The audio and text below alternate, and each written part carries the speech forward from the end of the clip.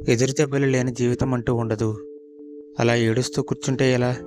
జీవితం అంటే ఎదిరించాలి, పోరాడాలి. అప్పుడే కదా విజయం నీకు ఎదురవుతుంది. నీది కాని సమయంలో నిందలు మోసినా సరే, నీ సమయం వచ్చినప్పుడు మాత్రం నిప్పులు కురిపించాలి.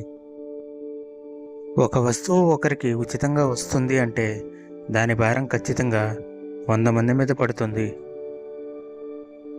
నోరుంది కదా అని పదే పదే ఎదుటి వాళ్ళు బాధపడేలా మాట్లాడకు. వాళ్ళు నిన్ను దూరం పెడితే అప్పుడు నీకు తెలుస్తుంది ఆ బాధ. నువ్వు తొందరగా సెటిల్ అవ్వకపోవచ్చు, కానీ నువ్వు సెటిల్ అయ్యాక అసలు సెటిల్ అవ్వడం అంటే ఏంటో చూపించాలి.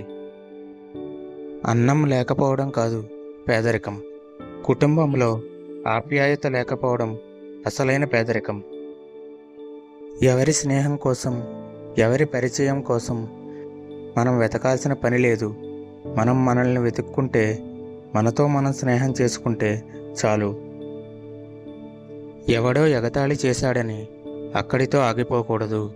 ఎగతాళి చేసిన వాడు ఏడ్చేలా ఎదగాలి.